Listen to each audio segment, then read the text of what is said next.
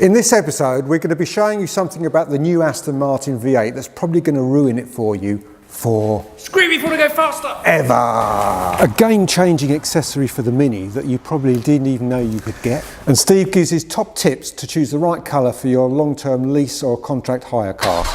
Welcome to the Dream Car Show. But before then, I wanted to talk a little bit about the new Z4. What are your thoughts, Steve? Initially, I think it's gorgeous. I absolutely love the look of it. Yeah, okay, yeah. It's, you know, from the previous generation, yeah, styling-wise, it's a massive leap in the right direction for BMW. Yeah. Well, sure. I'm a little bit biased. I mean, to be honest, when the first Z4 came out, in whenever that was, 2001 or something, I wasn't a huge fan. To me, it was not great, but it was only when, obviously, from the previous film, the Alpina come out, and then they got the right size wheels, the right engine. And I think today that the original Z4 still looks beautiful. Yeah, it's aged well. Yeah, put it that way. Has aged well. It's the old Chris Bangle era, and yeah. So, but the new one, and it's like I'm myself jury's out a little bit. Why is that? Well, I think it's a bit fussy.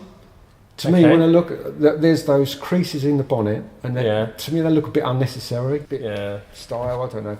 Interior is beautiful. Yeah, stunning. But I think there's one particular thing, and I'm wondering if everyone else out there has spotted it as well, probably. The grille. Okay. Now, when you think of a BMW grille, what do you think? Iconic slats. Iconic slats. Well, look, I'll put up on the screen here. This is the new Z4 grille. What do you reckon to that? Well, that shouts Mercedes at me. Yeah. I'm not a fan. It's a bit glitzy. Hell yeah. Yeah, so that's exactly what I thought. It's like, that's not BMW, and I don't know whether it's because we're so used to the slatted BMW grille, but it's so iconic. Yeah. See what you think of this. Wow. Okay. Yeah. That's much better. You say it's better, yeah. Definitely. Yeah. I mean, I would say, right, everyone out there, you're looking at this, I'll flick between how the Z4 grille is if you buy one, and just this quick muck around redesign with the slats. Just let us know what you think. Are we just being stupid and we fear change, or do you think BMW should have stuck with their kind of what they're known for? Anyway, enough of the Z4. Yep. I'm sure it's an awesome car. There's lots of videos out there. Yeah, I can't wait to drive it, actually. Yeah. We'll just see if we can get one in. And I think another manufacturer that's really on it at the minute, Aston Martin. Yeah, I'm not a great fan of Aston's. Yeah, I know you say. I mean, let's say the V8 Vantage. Slow. Well, yeah, I mean, it's a pretty car. I just don't see it. I really don't. Don't see it, no. I've never been. I've worked on many Aston Martins over the years. I don't know, I think they've always, to me, looked dated. Yeah. But that's my opinion. But what about now, though? Let's look at... I must admit, the last couple of... On here now, the new Vantage is a sea change. Now we're talking, that's pretty from most angles, I would say. Yeah. But there's something I'm going to show you. Yeah. Once you've seen it... Right. You won't be able to unsee. And I'm going to say, people out there... That's kind of worrying when you say things like that. I mean, a bit of Photoshoppery again. But I don't know whether this is just me, or tell us what you think. Okay, right, here's the AMV8, right? Right, okay. Now just watch it and give it a few seconds, and watch what happens.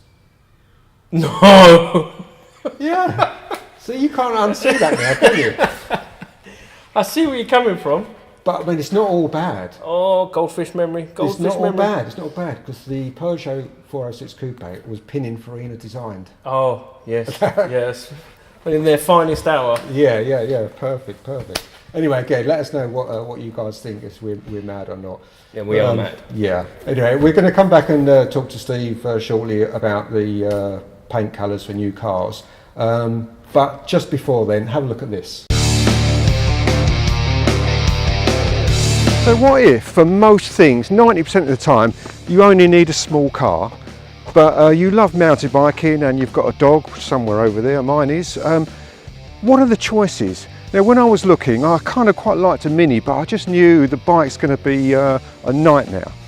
But they do an accessory for this which is very little known about, which solves everything. Yes, we have, you've guessed it, a mini purpose designed bike rack, and it works fantastically well.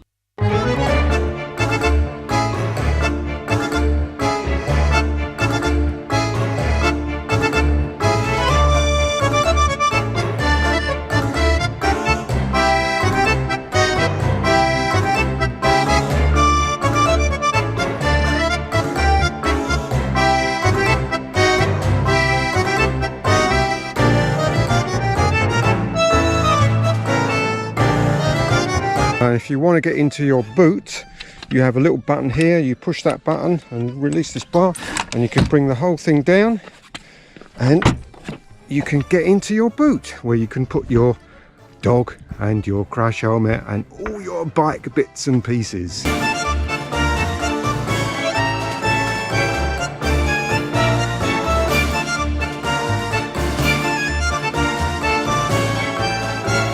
Now, minis these days are actually pretty huge, and some colours make them look a bit blobby. So, to disguise its girth, I chose black with a white roof, black wheels and dark windows. When it comes to the end of your lease or PCP deal, you can get a bit stung in the pocket if the paintwork looks in poor condition. So, let's go back to the studio where Steve will give his top tips on paint colours.